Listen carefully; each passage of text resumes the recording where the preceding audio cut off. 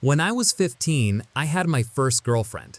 We lived in a quiet, upper-class neighborhood, the kind with wide, empty streets and perfectly trimmed hedges, where everything always seemed calm, almost too calm. Casey, my girlfriend, lived just 2 blocks away from me, which meant I could walk to her place nearly every night. It became a kind of routine.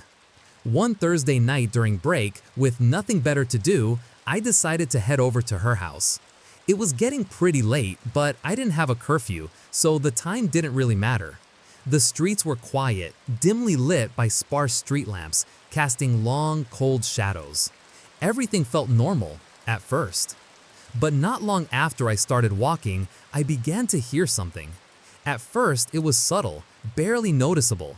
A noise behind me, or maybe off to the side. I couldn't tell for sure, but it definitely wasn't just wind. The first time I heard it, it sounded like a bush rustling, as if something or someone had brushed up against it. I didn't stop walking. I just turned my head quickly, glancing behind me.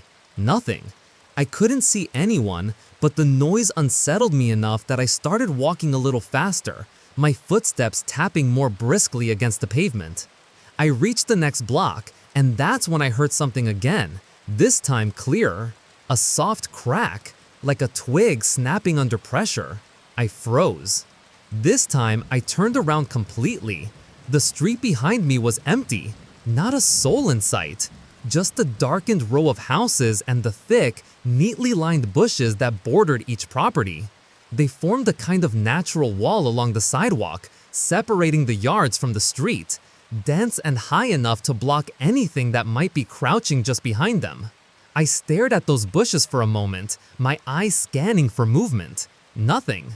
No flicker of motion, no hint of anyone hiding. But still, the unease was growing in my chest. I picked up the pace again, faster than before, my steps no longer casual. I was almost at Casey's street now. I could see the familiar bend in the road, the faint porch light of her house glowing like a distant beacon. Then I heard it again. This time it was footsteps, not heavy ones, quick, light, like someone trying to keep pace just behind me without being noticed. I whipped my head around mid-step, heart pounding. The street was empty. The bushes were still. No movement, no figures ducking out of view. Just that awful silence hanging in the air, thick and expectant. But I could see Casey's house now, just ahead. That gave me a bit of relief. I pulled out my phone and called her. She picked up right away. I didn't even wait for a greeting. My voice came out low and tense. "Hey, I'm on the way, but I keep hearing things. It's freaking me out." I stepped off the sidewalk and onto Casey's property, carefully walking around the dense bushes that framed the edge of her driveway. The house stood quietly in the night, 2 stories tall and glowing faintly under the porch light.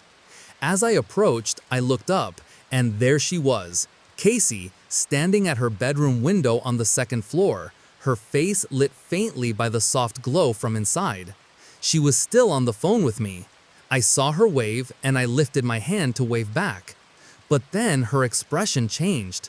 Her voice on the phone suddenly sharpened. "Who's that guy, right behind you?" I froze. The words didn't make sense at first. I turned. And that's when I saw him.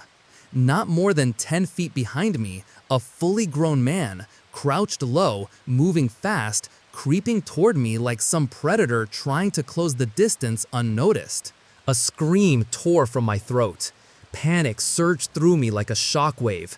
I bolted toward the front door, heart racing, footsteps thudding wildly against the concrete. I pounded on the door, shouting Casey's name, my fist slamming into the wood. Then I felt it. Rough hands grabbed me from behind. An arm looped around my neck, yanking me back into what felt like a headlock. My lungs constricted. For a split second, I thought that was it, that I wasn't getting inside. But then, just as suddenly as he grabbed me, he let go. He backed off, fast, and took off into the dark. Vanished. A second later, the front door burst open. Casey's mom stood there, eyes wide, her face pale with disbelief and horror. She didn't even ask what happened. She just pulled me inside and slammed the door behind me, locking it tight. Casey came running, her phone still clutched in her hand, breathless and shaken. I was gasping, trembling.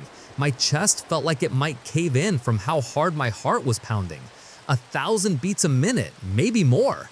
Casey's mom wrapped her arms around me in a quick, protective hug, then started firing off questions in a tense, motherly panic, trying to stay calm while dialing the police with shaking hands. She gave them a full report about a man lurking around town and what just happened.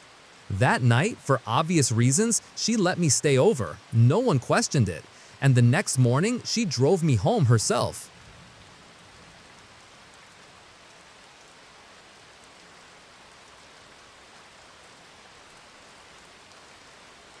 It was a dangerously stormy night, the kind where the wind howled like it had a voice of its own, and the rain slammed against the windows like it wanted to break in. Thunder rolled deep in the sky, shaking the walls every few minutes like distant explosions. Inside, everyone in my family was doing their own thing. I was in my room, the glow of the TV flickering across the walls as I half-watched something I wasn't really paying attention to. Down the hall, my parents were in the living room, laughing at some light-hearted comedy show. Their laughter would occasionally echo faintly over the booming thunder. Upstairs, my sister was locked in her own world, shouting at the screen while playing video games. Normally, I enjoyed nights like this. Storms always made me feel strangely calm, like the world outside was raging, but in here, I was safe. The rhythm of the rain, the occasional flash of lightning, the sound of everyone in their own little bubble, it was oddly comforting. Until it wasn't. A monstrous bang shattered the calm. It came from my window. I jolted upright, heart leaping into my throat. My eyes darted toward the window, where someone had just slammed into the glass. I scrambled to my feet and rushed over. Outside, through the sheets of water running down the glass, I could barely make out a figure. A man. He was standing right there, just inches away. But the rain was so intense that it blurred his face, distorting his features like a watercolor painting being washed away. Then he started pounding on the glass. Hard, repeated, frantic hits. I could see the desperation in the motion. He was saying something, screaming maybe, but the wind and rain muffled it completely. I hesitated, then carefully slid the window open just a crack. The storm rushed in like a roar, icy rain lashing my face, the wind pushing at the frame like it wanted to rip it from the wall. And the man's voice finally broke through. "Let me in," he screamed. "I'm hurt." His words were frantic, almost panicked.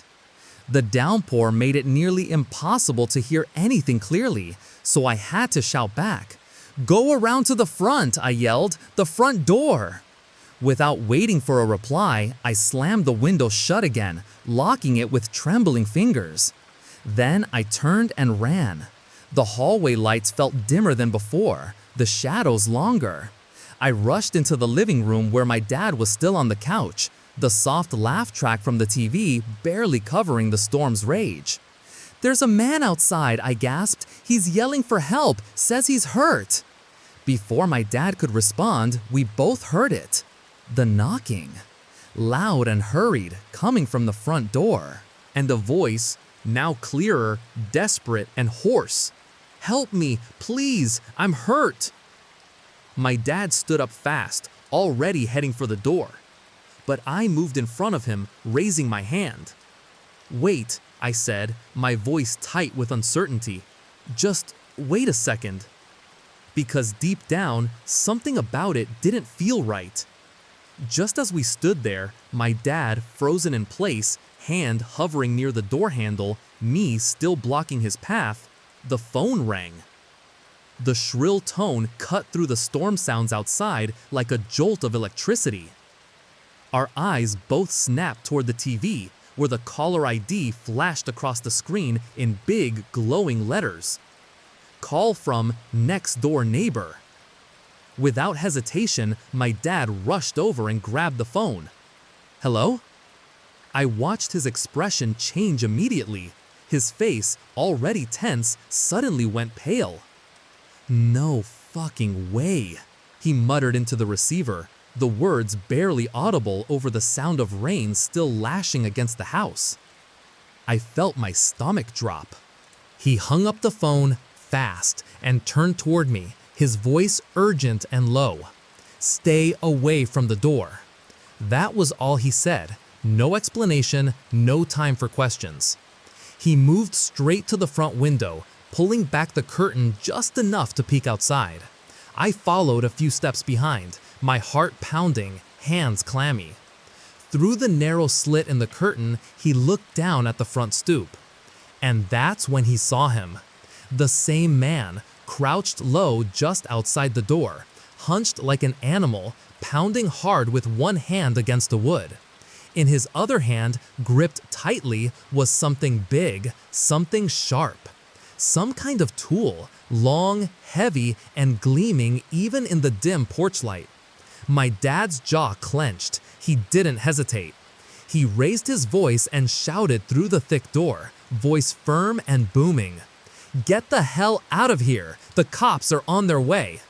The man didn't respond, at least not with words. But after a moment, the pounding stopped.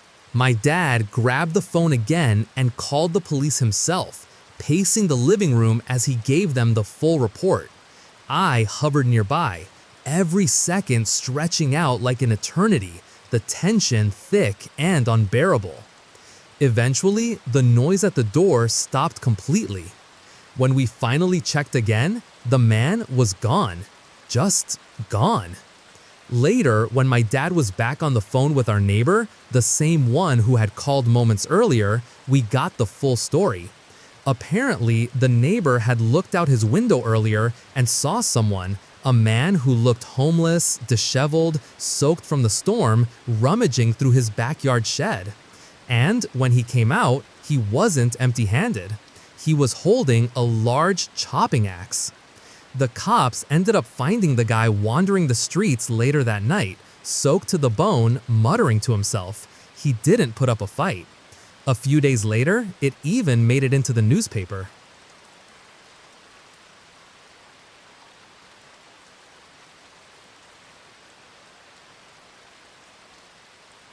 One night, when I was just a little kid, probably no older than 6 or 7, I was in the living room, curled up on the carpet, watching my favorite cartoon. The TV was turned up pretty loud, the bright colors and goofy voices lighting up the room and filling the house with cheerful noise. But even over all that sound, I thought I heard something. A voice. My mom's voice, faint but distinct, calling my name from downstairs. I blinked, glanced toward the hallway that led to the basement door. Yeah? I called out casually, eyes still on the screen. No answer. The cartoon kept playing, and I figured maybe she didn't hear me. Then I heard it again. Her voice, a little clearer this time, a little more urgent, calling my name again like she really needed me. I got up and padded over to the basement stairs. The door was already open, and the stairwell below was swallowed in complete darkness. No lights.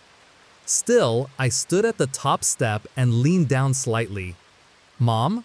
I called. No response. I hesitated. Where could she be down there? The basement was mostly just a storage space. Laundry machines, old boxes, concrete floors. No real reason to hang out there. But she definitely called me. I was sure of it. I took a few hesitant steps downward, careful not to trip on the carpeted edge of the top stair. The air got cooler as I went down, still, dry, and heavy with the musty scent of old things. About halfway down, I stopped and called again. "Mom?" Nothing. Silence. I narrowed my eyes, trying to see into the pitch blackness. But it was no use. The basement was completely dark. The kind of dark that felt solid, like a wall pressing back against your vision. She wasn't there. Wherever that voice had come from, it hadn't been from the basement. I turned to head back upstairs. I had just reached the top step again when I heard it. Her voice, clearer now, calling my name from the basement. I froze. It wasn't just the words, it was the tone. The voice sounded exactly like my mom, but something about the way she said my name made my stomach twist. Too slow, too calm, almost coaxing. I turned slowly and looked back down into the blackness. My chest tightened. Then I did something stupid. I flipped on the light switch at the top of the stairs. The bulb at the bottom flickered to life, casting long, hazy shadows over the basement floor. I crept halfway down, clutching the handrail, peering into every corner. No movement, no sound, no mom. And yet, I couldn't shake the feeling that something was down there, watching me, waiting. A wave of sheer terror crashed over me, and I bolted up the stairs, tears stinging my eyes. "Mom!" I screamed, practically choking on my own voice. "Moom!" A moment later, I heard footsteps pounding down from upstairs. She came rushing around the corner in a panic, pulling me into her arms, confused and worried. I sobbed into her shoulder, shaking. "There's something in the basement," I cried. "It was calling me. It sounded just like you." She pulled me back gently and looked into my eyes. "Sweetheart," she said softly, "I didn't call you. I've been upstairs this whole time." To prove it wasn't real, to make me feel safe, she went down to the basement to check it out herself. She turned on all the lights, walked around, and even called out just to show me nothing was there. But it didn't help. It didn't make me feel better. She didn't believe me. Not really. I could tell. I was just a kid with an overactive imagination. But even now, all these years later, I know what I heard. And it wasn't my imagination.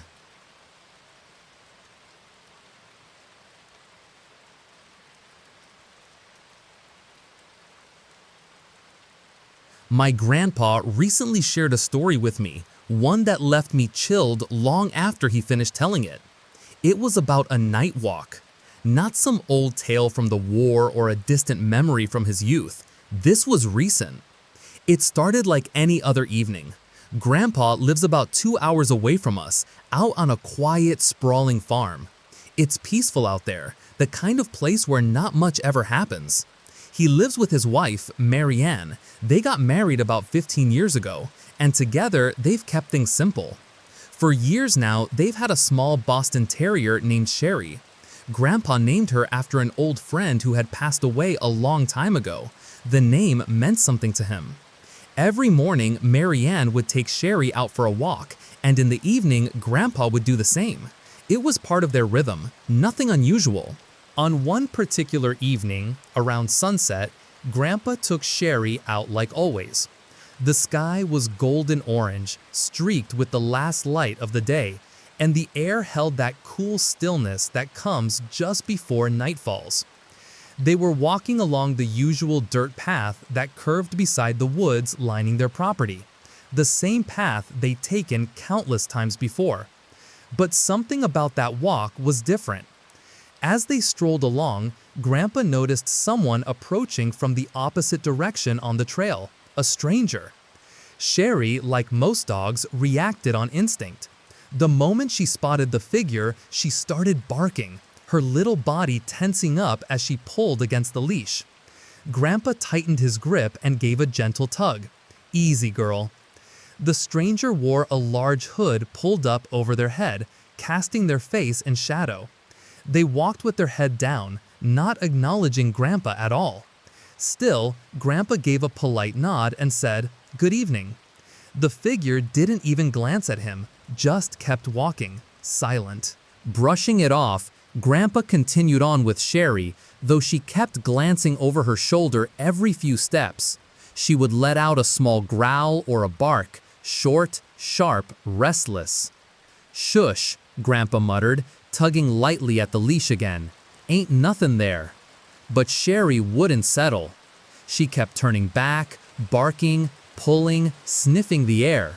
Finally, curiosity, or maybe unease, got the better of him. Grandpa stopped in his tracks and turned around. At first, he didn't see anything, just a long stretch of dirt path and the fading sunset bleeding into the trees. Then his eyes adjusted. Just ahead, partially obscured by a tree trunk not too far off the trail, he saw him. The same hooded stranger, the one who had passed them just minutes ago, was now behind them. Only he wasn't walking. He was watching. Peeking out from behind the tree, motionless, half hidden in the shadows. Stalking. Grandpa didn't say anything at first, just stared. And Sherry, as if sensing the danger more clearly than ever, began barking again, loud and frantic now, trying to pull away. But Grandpa's voice, when he finally spoke, was steady and very, very quiet. "We're going home." Realizing what was happening, what could happen, my grandpa decided not to waste another second. He picked up the pace, moving as quickly as his legs would carry him. At his age, running wasn't exactly an option, but adrenaline has a way of pushing people past their limits. He kept Sherry close and hurried down the trail, eyes locked on the house that was now visible through the trees, just a few minutes away. What kept him grounded was preparation. Grandpa's always been cautious, and for good reason. Tucked inside the heavy coat he wore every evening was a canister of pepper spray, a habit he developed years ago. Just in case, he always said. And this was the case. He was nearly at the edge of the property line when it happened. He heard it. Click. Click. The dry crackle of leaves underfoot, but not his own. Right behind him, inches away. Before he could even turn, he felt it. A hand, gloved and firm, clamped over his mouth and nose. The sudden warmth of it against his face made his blood run cold. He couldn't scream. He couldn't breathe. The grip was tight, too tight. Panic erupted in his chest. But then, Sherry. He heard her, barking wildly, snapping, growling, her tiny frame launching into a flurry of motion. He felt the stranger flinch, the grip loosening just slightly as Sherry lunged and bit at him. It was enough. In that split second, Grandpa shoved his hand deep into his coat pocket, fingers trembling but determined. The cold metal of the spray can met his hand. He yanked it out and without aiming, without thinking, he started spraying. 1, 2, 3, over and over. 4, 5, 6. The man's grip vanished. A guttural scream burst out as the stranger stumbled back, clutching at his face, twisting in pain. But Grandpa didn't stop. 7, 8, 9, 10. He kept spraying, even after the man had let go, even after he had already turned and staggered into the woods, blinded and howling in agony. Then Grandpa did something he hadn't done in years. He ran, or came as close to running as he could. Heart pounding, breath short, eyes locked on the farmhouse up ahead. And he made it. He got home, safe, shaken, but okay.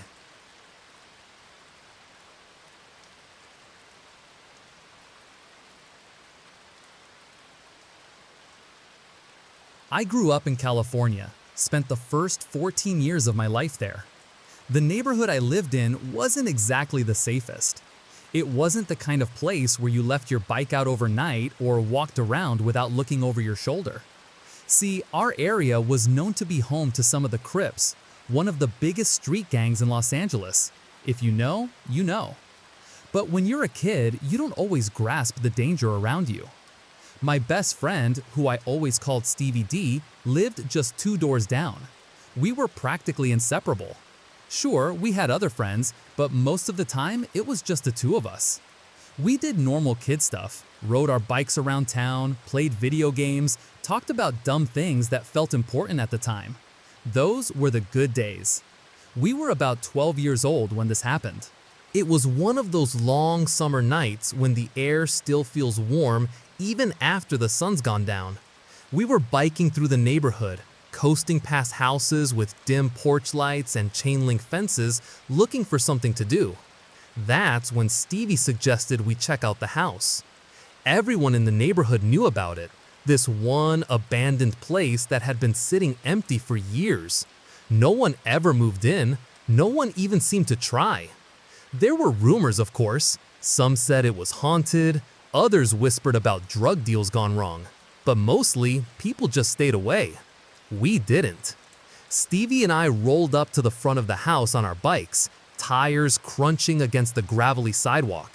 The place looked exactly how you'd expect. Overgrown lawn, busted fence, the paint on the siding peeling off like dead skin. The windows were mostly boarded up, but a couple still had glass. As we slowed to a stop, Stevie suddenly pointed. Look! He was staring straight at one of the second-floor windows. I narrowed my eyes and pushed my bike a little closer to get a better look. At first, I couldn't see anything, just torn curtains swaying a little in the breeze. But then, I saw it. A face. Not clear, not sharp, but definitely there, half hidden between the curtains. It wasn't moving, but it was real, pale, still, and just visible enough that I knew I wasn't imagining it. I couldn't tell if the person was looking at us, or through us, or at nothing at all. But one thing was certain, someone was in that house, which was impossible, because that place had been abandoned for years. We stood there for longer than we probably should have, just staring at that window. Neither of us said a word, both trying to figure out what exactly we were seeing. The face didn't move, not even a twitch. It was just there, still, unblinking. That's when we started to realize something strange. It wasn't reacting to us. No flinch, no shift, no change in expression. Creeped out but curious, we crept a little farther forward, our bikes silently rolling onto the cracked, empty driveway. The house loomed above us, its second-story window framed in shadows and peeling paint. Up close, it became clearer. The person in the window, it wasn't moving because it wasn't real. It was a prop, something like a Halloween decoration. A fake head positioned perfectly between the curtains. We exhaled almost in unison, half relieved, half disappointed. But that tiny wave of relief didn't last long, because that meant someone real, had broken into the house and planted it there, which raised a new question. Why? And for Stevie D and me, being the curious, mischievous kids we were back then, that was all the invitation we needed. We locked eyes. And just like that, the idea was hatched. Sneak in through the back and check the place out for ourselves. We wheeled our bikes off the driveway and tucked them behind a thick, overgrown bush on the side of the house. The air smelled damp and earthy, like mildew and dry weeds. The backyard was worse, waist-high grass and fallen branches scattered everywhere. The porch had started to rot and sag, creaking under even the slightest pressure. Stevie reached for the back door first. It opened. Unlocked. We both froze. But then again, maybe that wasn't so surprising. Someone had clearly already been inside to set up that fake head, and if they were careless enough to leave the decoration visible from the street, they probably weren't too concerned about locking up. Still, as we stood there in that overgrown backyard, staring at the open doorway and the darkness just beyond, a little voice in the back of my head started to whisper something I didn't want to hear. This wasn't a good idea. But we went in anyway. We stepped into the house cautiously, the hinges of the back door letting out a faint groan as it shut behind us. Neither of us dared to turn on a light. We weren't supposed to be here, and flipping a switch would have been like firing off a flare, announcing our presence to anyone who might be watching. The inside of the house was dark, but not completely. Faint light seeped in through the broken windows and cracks in the boarded-up walls, casting uneven shadows across the dusty floor. It was enough to see by, but just barely. We moved quietly, our sneakers making soft crunching sounds over debris scattered across the hardwood. The first room we entered was the living room, exactly where we'd seen the face in the window. Even before we reached it, the smell hit us.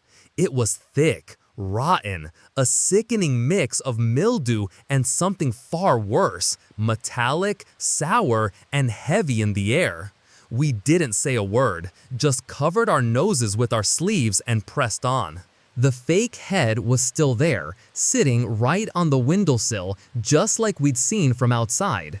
Stevie stood back as I stepped closer. I reached out, hesitated, then picked it up. The moment my fingers wrapped around it, I dropped it and screamed. Not because it was surprisingly heavy, but because it didn't feel fake at all.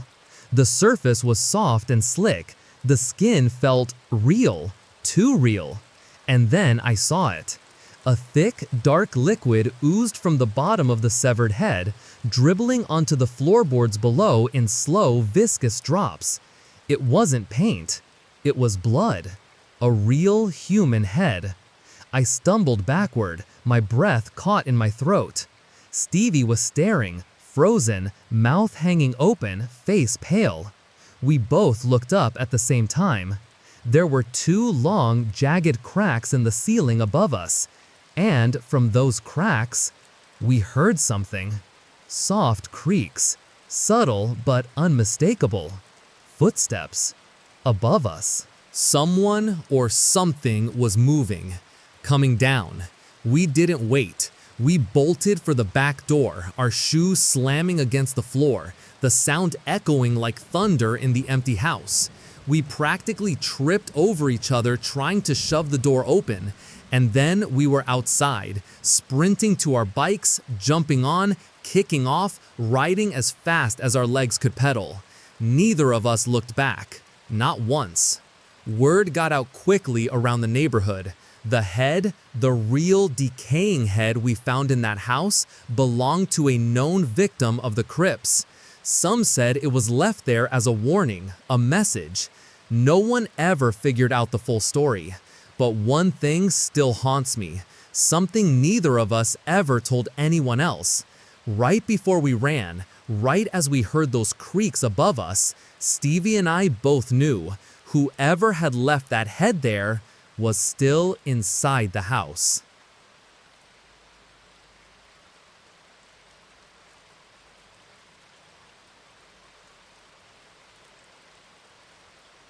It happened last year, sometime around early fall. It was just after 9 p.m., the kind of quiet, dark hour where nothing ever happens in our neighborhood.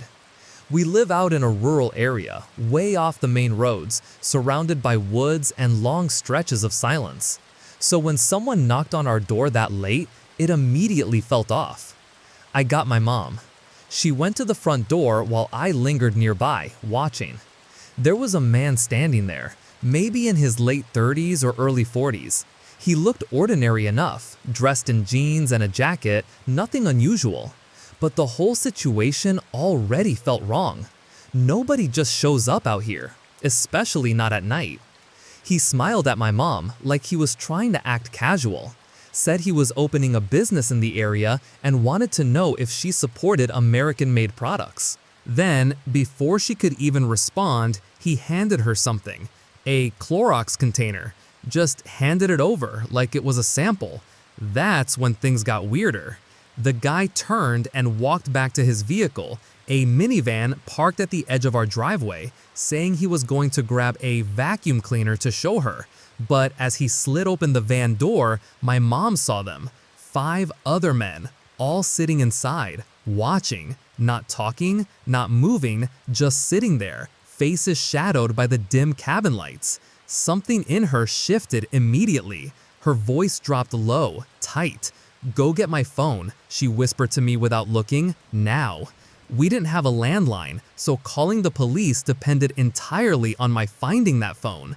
But I couldn't. I tore through the kitchen and living room, checking the counters, the couch, the charger. It was nowhere. My heart was hammering. I grabbed the next best thing, my knife. And I stood just around the corner, hidden from view, heart racing so hard it felt like it would crack my ribs. Back at the door, my mom didn't wait for things to escalate. She took the Clorox container and threw it back outside, down the steps. Then she shouted, "Get the hell off my property! And I'm calling the cops!" Her voice was sharp, loud enough to echo across the yard. The man froze for just a moment. Then the van door slammed. Tires screeched.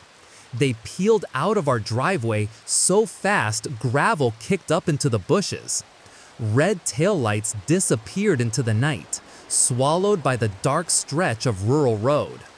We never saw that van again, not a trace. But I still remember the way those men sat there, still, silent, waiting.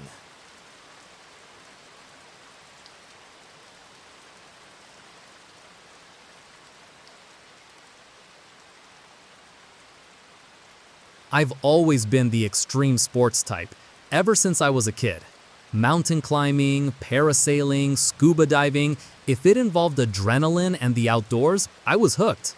But skiing? Skiing has always been my first love. Every winter, like clockwork, I'd head upstate to ski, at least 10 times a season, sometimes more. Sometimes I'd go with a group of friends, sometimes solo. Didn't matter. As long as there was snow and elevation, I was there.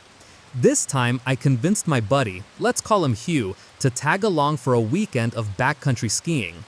Now, for anyone who doesn't know, backcountry skiing is exactly what it sounds like, skiing in unmarked, unpatrolled areas outside the boundaries of any ski resort. Just you, the wilderness, and untouched powder.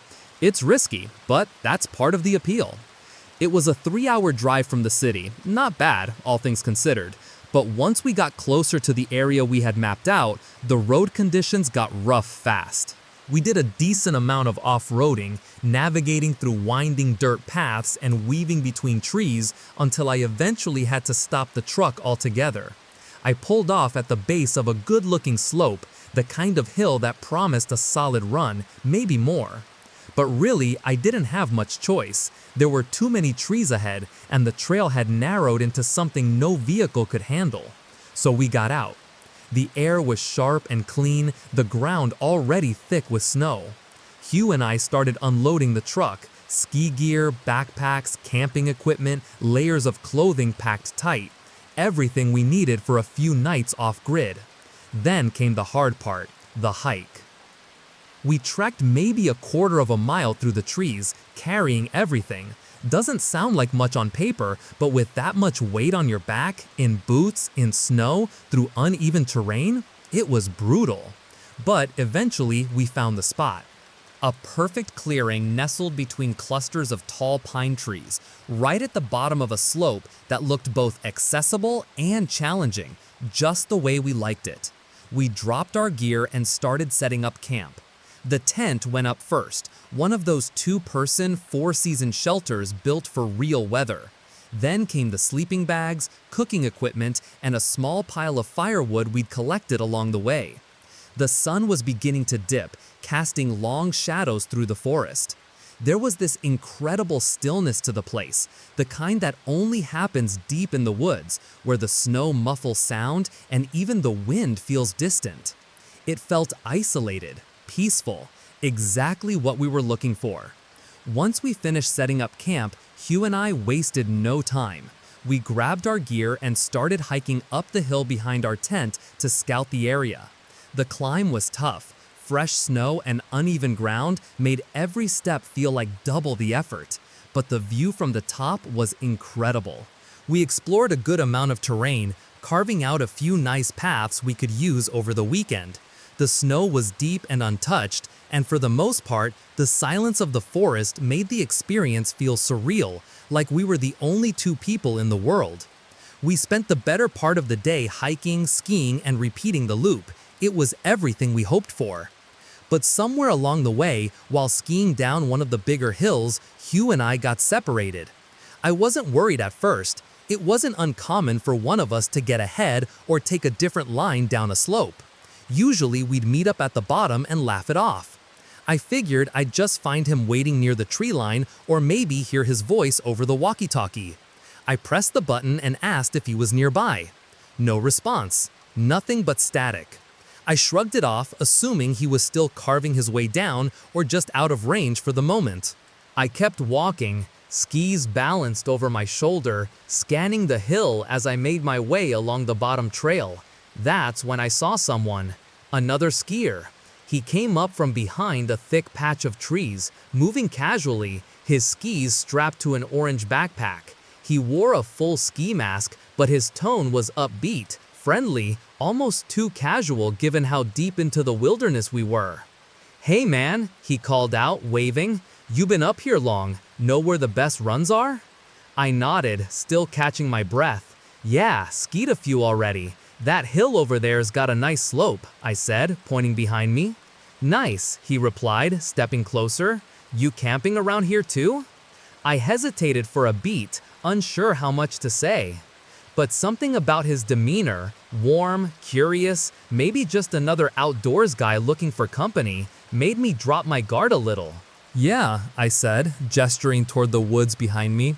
"Set up camp not far from here." "Perfect," he said. "My wife and I have been trying to find a spot near some people. Didn't want to be too isolated, you know?" He gave a short laugh. "Mind showing me where your site is?" I paused again. I really didn't want to hike all the way back, especially since Hugh and I had just spent half the day climbing up and down hills, but I didn't want to be rude either. Something about the way he said "my wife and I" made it feel like a reasonable request. Just someone trying to enjoy the backcountry with his partner. Still, deep in my gut, something felt off. But I shook it off. "Yeah," I said, adjusting my grip on the skis. "Follow me." As I started leading the man through the trees toward our campsite, I pulled out my walkie-talkie again and pressed the button. "Hey Q," I said into the static. "I'm heading back to the campsite for a bit. Meet you there if you're close." I waited. At first, just more white noise. Then, a flicker of static changed pitch.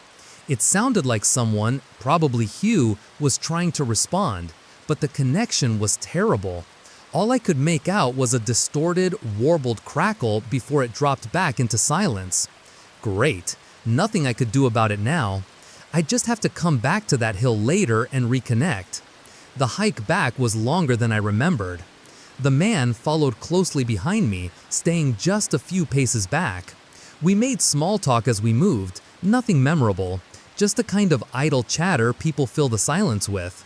But even so, something about his tone kept tugging at me. Too casual, too practiced. And the deeper we went into the woods, the more isolated I felt. Eventually, after weaving through the final patch of trees, we reached the clearing, our campsite. The tent was still there, gear untouched, everything just as we left it. I turned to him and gave a polite nod, smiling beneath my ski mask, which I instantly realized was pointless. He couldn't see it. He seemed genuinely thankful. "Thanks, man," he said. "Really appreciate it. My wife and I were getting tired of looking." That's when I asked it. A question that had been sitting in the back of my mind, growing heavier with each step. "Where's your wife?" He didn't answer, just looked at me for a second. Then started walking toward me, closer. At first, I didn't think much of it. Maybe he was just moving to shake my hand or get a better look at the gear. But something about the motion, the way his boots crunched too quickly through the snow, the shift in his posture made my nerves spark. And then I saw it. His skis, his backpack. My breath caught in my throat. I knew those. They belonged to Hugh. For a split second, my mind tried to rationalize it. Maybe this is Q? Maybe he's messing with me? But it didn't make sense. The voice was all wrong. The gait, the mannerisms, the silence. This wasn't Hugh. And now, this man, this stranger, was just feet from me, walking faster, his presence changing from friendly to something else, something threatening.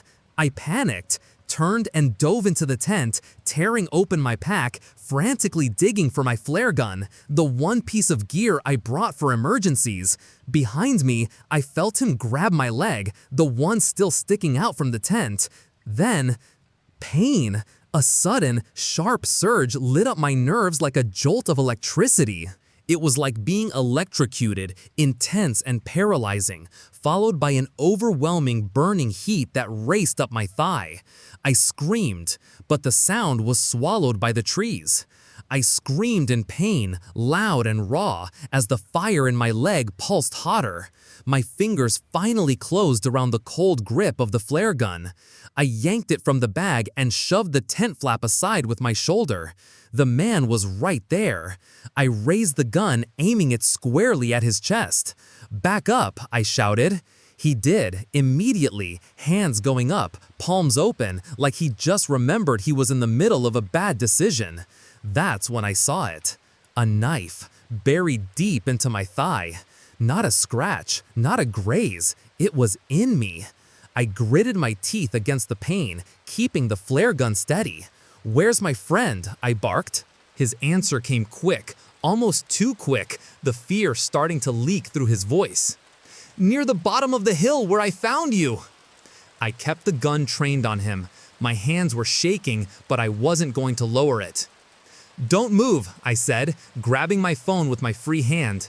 "I'm calling 911. I fumbled with the screen, blood smearing across the glass as I dialed. The signal held, barely.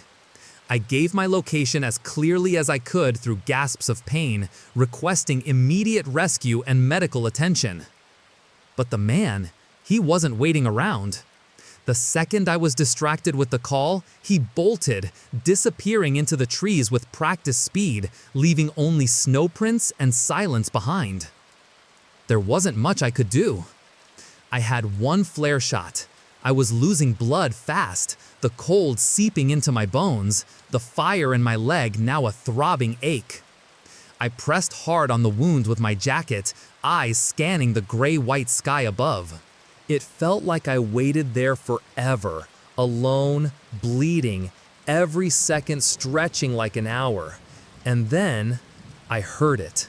The low, thunderous whump, whump, whump of helicopter blades cutting through the air. I scrambled to my feet, nearly collapsing from the pain, and aimed my flare gun into the open sky. Boom! The flare exploded in red, a burst of light and smoke cutting through the treetops. And they saw me. They actually saw me. The chopper hovered overhead, slowly lowering a rescue line as I fell back into the snow, exhausted and shivering. Once I was secure, they swept low over the tree line, following my directions to where I believed Hugh might be. And they found him. He was lying in the snow, halfway down the hill, motionless but alive. Unconscious. Like me, he'd been stabbed, twice in the leg, and robbed. His pack was gone, his gear stripped. Later, he told me he had tried to talk to me through the walkie-talkie while it was all happening, while he was bleeding out and fading, but the signal had been too weak. He could barely stay awake. We both spent time in the hospital after that, but we made it. And to this day, I still can't believe we survived that night, out there in the quiet, endless snow with nothing but the wind and a single flare shot to save us.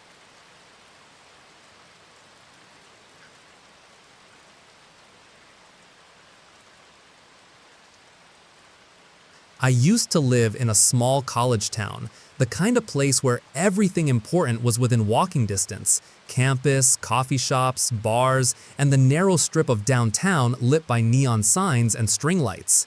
My apartment complex wasn't anything fancy, but it was close to the action, just a few blocks from downtown and within earshot of the late-night buzz. One weekday night, it must have been close to 2:30 in the morning, I stepped out onto our front porch for a cigarette. I'd been up late studying and I figured I could use a break. I brought my textbook with me and laid back on the stairs, the book resting on my chest, the glow of the porch light just bright enough to skim a few pages while I smoked. That's when she came home. A girl I didn't know very well, but who lived one apartment over from me, ground floor right next to the stairwell. We'd maybe nodded in passing, but never really spoken. She was alone, walking back from the bars. It was clear from the sway in her step that she'd been drinking. Not stumbling, just loose, a little off balance, the way people get after a few drinks and a long walk home. She got to her door, fumbled a bit with her keys, and slipped inside. Barely 5 seconds later, out of nowhere, a man appeared. He walked straight up to her door and knocked. I sat up, narrowing my eyes. She opened the door again. The guy stood there, casual, hands in his jacket pockets. I couldn't hear what he said, but I saw him gesture, introduce himself, which was weird. Who shows up at a stranger's apartment at 2:30 in the morning, introduces themselves, and just starts a conversation? I stayed right where I was on the stairs, trying not to look too obvious, but I made sure I was watching. They talked for 10 minutes. Later, the girl would tell me how strange the whole thing felt, how she knew it was weird but didn't know how to shut it down. He was one of those types, polite enough not to be threatening on the surface, but just off. And then he started doing things, creepy things. I watched him reach out and stroke her hair, once, twice, a third time. Each time, she'd smile awkwardly and shift back a little, trying to keep the door partially closed between them. But he kept inching closer, little by little, like he was trying to get a foot in the door, literally and figuratively. That's when I decided to make myself known. I started flipping through my textbook loudly, slapping the pages, clearing my throat, tapping the highlighter against the steps. Just enough noise to remind him I was still out there, watching. It worked. Without a word, he suddenly stepped back, turned around, and disappeared into the night. Just like that, gone. The girl closed the door. A few minutes later, she came out and we talked. We both agreed something wasn't right. So we called the cops. A few days later, they had both of us sit with a sketch artist to describe what we saw. Once the sketch went public, the response was immediate. Floods of calls came in. Turns out the guy wasn't just some random creep. He was a serial rapist. He had a pattern: follow women home from bars, pretend to be a cab driver offering a ride, and then attack. This girl, my neighbor, got lucky. Because she lived so close to downtown, he never got the chance to pull the cab routine. And maybe, just maybe, because someone happened to be sitting outside that night.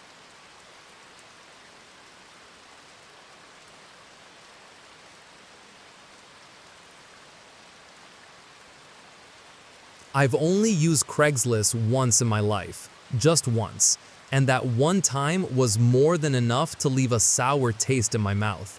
Here's why. A guy had posted an ad for a ping pong table. Nothing fancy, just a decent used setup at a fair price. My roommate and I had been talking about getting one for the apartment, something to kill time and mess around with on weekends. So I messaged the seller and we set up a time for me to swing by and pick it up later that night. Since I was driving a truck, I figured I could handle the bulk, but just to be safe, I took out the back seats to make room. Around 8:30 p.m., I pulled up in front of the guy's house, a modest 2-story place with the porch light already on.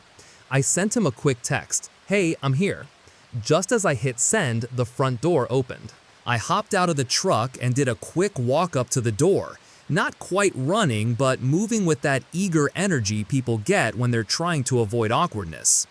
He was standing in the doorway, a stocky guy, probably in his late 50s, wearing a flannel shirt and jeans. As I approached, I instinctively reached out for a handshake. He didn't take it. I don't even think he noticed. After a few seconds of holding my hand there like an idiot, I let it drop back down to my side. "Follow me," he said, his voice deep and gravelly, the kind of voice you get from decades of smoking. "Tables in the basement." I nodded and stepped inside. The house had a particular smell to it. Not bad, not alarming, just distinct. A warm, cottony mix of old upholstery and cigarette smoke. Stale but oddly familiar, like walking into a motel room that hadn't been aired out in a while. We moved through the narrow hallway and down the basement steps. The stairs creaked beneath our feet as we descended into a wide, dimly lit space. And there it was, the ping pong table, right in the center of the room. No dust, no clutter around it. It was clean, almost too clean compared to the rest of the house. I took a few steps toward it, eyeing the legs and surface for any cracks or warping. That's when he said it. "Oh shoot, I gotta find the paddles." He turned and jogged back up the stairs, not waiting for a response. "Just wait right there," he called down. His footsteps faded above me, and I stood there, alone, in a stranger's basement.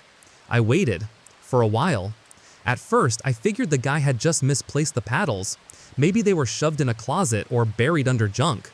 I imagined him mumbling to himself upstairs, checking one room after another. So I didn't think much of it, not at first. But after a few minutes passed and there was still no sign of him, I started to get a little antsy.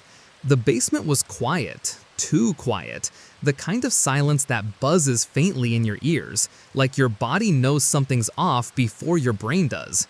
I looked around, just to kill time. He had a few pieces of furniture down there, an old love seat, a dusty bookcase, a small wooden end table, and sitting on them were framed photographs. But they were all of him, not with anyone, no friends, no family, just him. In one of the pictures, he stood beside a dog, a golden retriever maybe, smiling wide, but that was the only photo that wasn't just him by himself. The rest were almost identical, same man, same grin, different shirts. I was starting to feel a little uneasy. 10 minutes had passed, maybe more.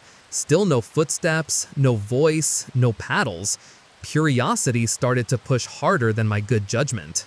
In the back corner of the basement, there was a doorway, partially open, that led into a laundry/storage room. I stepped toward it.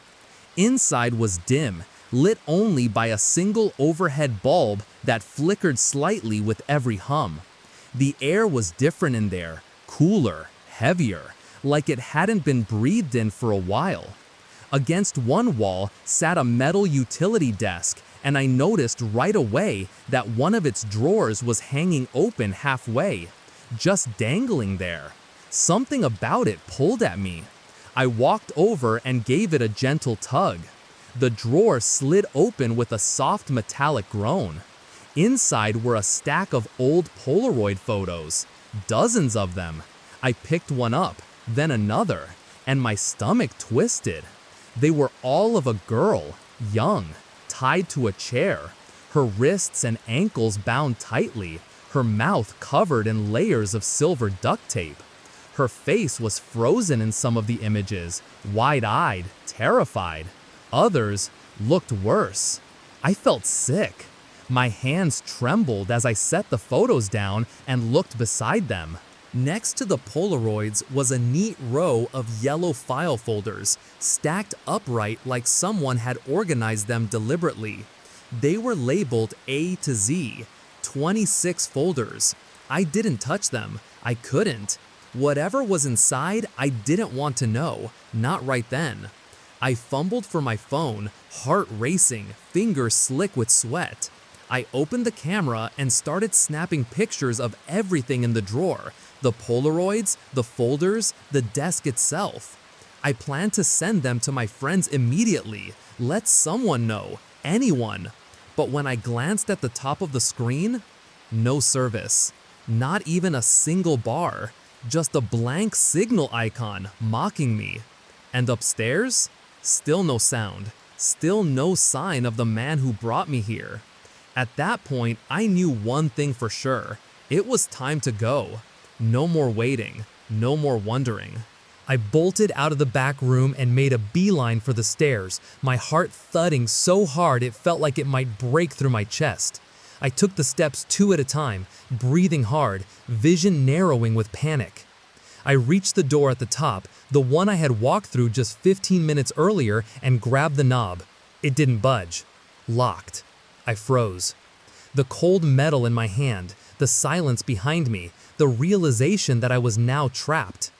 Then, from the other side of the door, his voice. That same deep, raspy smoker's voice I'd heard earlier.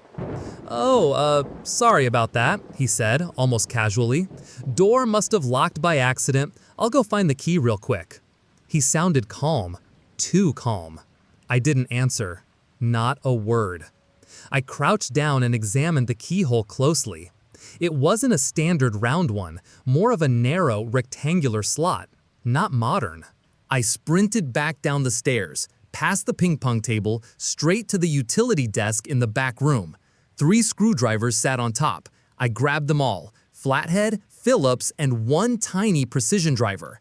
Back up the stairs again, fast and quiet. My hands shook as I tried the first one. No luck. The second, nothing. Then I slid in the smallest one, the thin, narrow shaft fitting just inside the keyhole. I turned it slowly, praying under my breath. Click. The knob shifted. The door swung open. I didn't wait. I didn't look. I didn't say a word. I ran.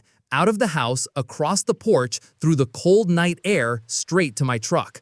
I jumped in, slammed the door shut, and peeled out of the driveway like something was chasing me. I didn't glance in the rearview mirror. I didn't slow down. I drove straight to the nearest police station.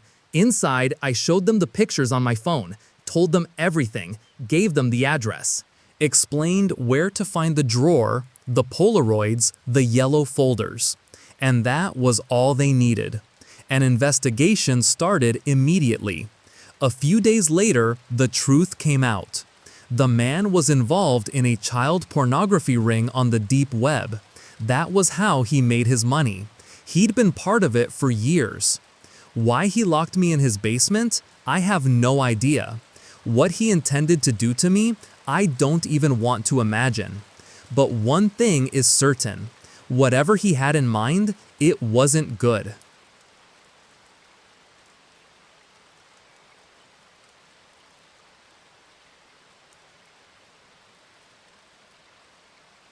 Back when I was 14, I used to babysit for extra cash. Nothing unusual, just local families who needed someone to watch their kids on weekends or after school. One time, I was asked to babysit a 6-year-old boy named Cody. It was a rainy afternoon, heavy, steady downpour, the kind that makes everything outside look gray and smeared. The sky was dark and thunder rumbled in the distance. Cody's parents greeted me at the door, handed me some cash for pizza, and rattled off a few basic instructions. Nothing complicated. Order pizza for dinner, his mom said, and whatever you do, don't let Cody go into our room. Her tone was casual, but the way she said it felt firm, final. Then his dad added something else, something that caught me off guard. Cody tends to act different, he said. He talks to himself a lot, mostly when he's playing with his toys. Sometimes he says he's talking to his imaginary friend. Don't worry, it's just something he does. I nodded, smiled, said the usual, no problem. But I tucked that comment away. By the time they left, it was just me and Cody in the living room. The rain outside was coming down in thick sheets, rattling against the windows, the occasional flash of lightning brightening the room for a split second. I had an old rerun of Wipeout playing on TV, the kind they used to air non-stop in the early 2000s, and I was stretched out on the couch, half watching, half scrolling through my phone. Cody was on the floor, surrounded by toys, plastic action figures, little cars, building blocks, all scattered around him in a loose circle. And he was talking. Not to me, to someone else. He kept using a name, Agnes.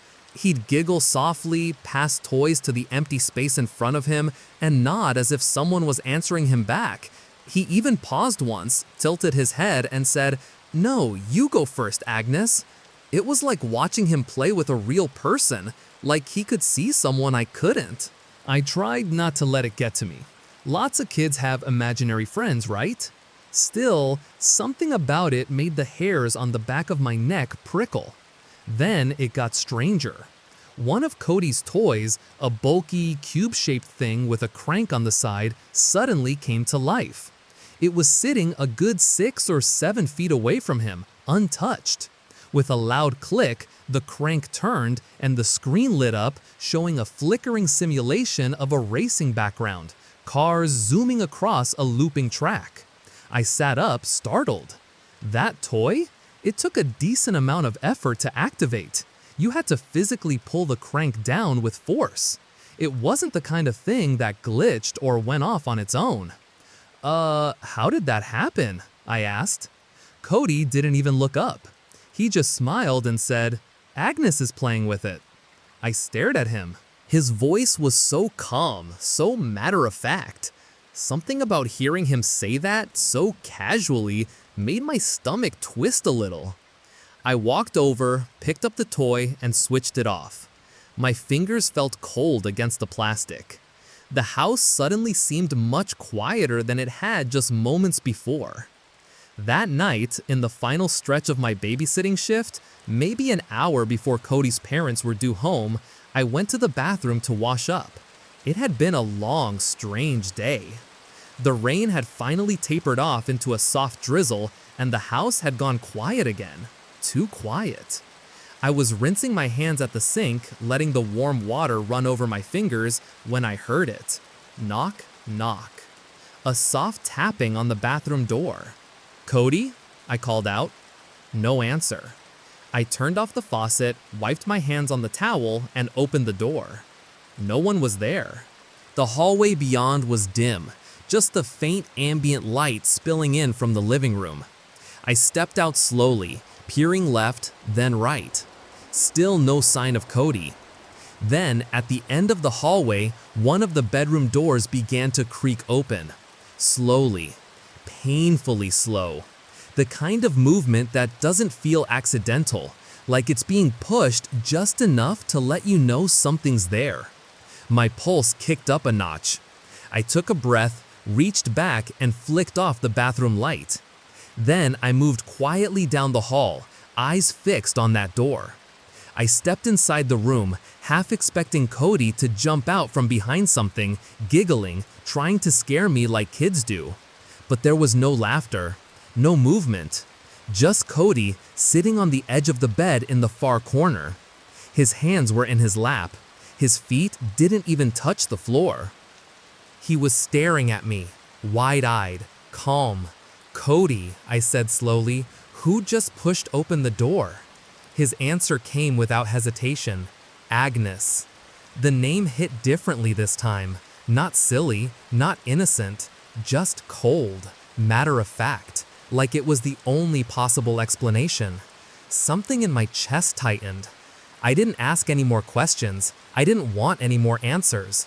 I walked across the room, picked Cody up without a word, and carried him back to the living room. We sat on the couch together, the TV flickering with reruns of some late-night game show, the soft hum of static buzzing in the background, and I kept glancing toward the hallway, watching, waiting. Cody eventually dozed off beside me, but I didn't sleep. I didn't move. Not until his parents walked through the door.